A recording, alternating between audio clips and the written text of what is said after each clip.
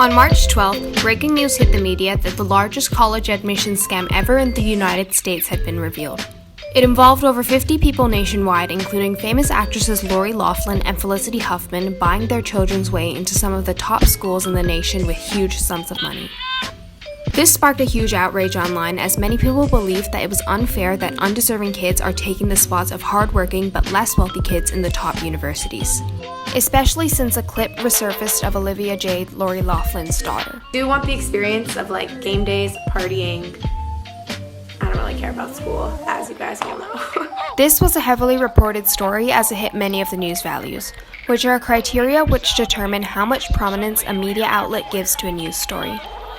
The news values that this story hits are threshold, elite people, personalization, negativity, and unexpectedness. This story hits 5 news values, making it very desirable for different media outlets to cover. I'm going to be analyzing the way this story has been portrayed in the media from 3 different perspectives in the political spectrum. My first being an article from the Huffington Post, a left-wing publication. The title of the article starts off with the names of Felicity Huffman and Lori Loughlin, which gives it a higher chance that people will click into it as they are celebrities. After running it through TrustedVista, the article came up with a 78% context rating, 50% overall negative sentiment, and only a 1% clickbait probability. It was written by Sarah Bobbolts and Haley Miller, both reporters from the Huffington Post, with many articles written under their name. At the top of the page, it starts with a video containing college students who are giving their opinion on the matter. Based off the context of the video, the idea that they think this is wrong is displayed. They think that all students, rich and poor, should be treated fair with equality, a very left-wing belief. The word alleged is used 10 times, as they don't want to fabricate anything and make any accusations that aren't true, making the article not too biased besides the opening video. It received an overall 70% rating on TrustedVista, which is evidence of quite a trustworthy news source.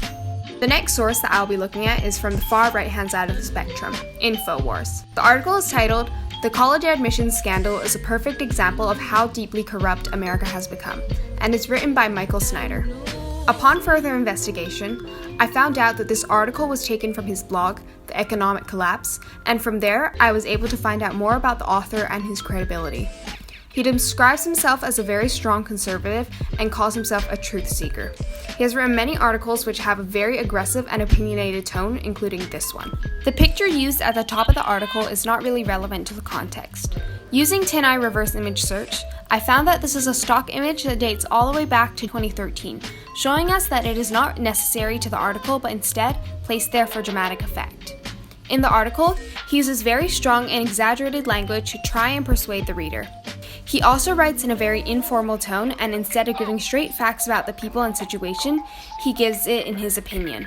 Unlike the article from the Huffington Post, he does make assumptions and only uses the word alleged once.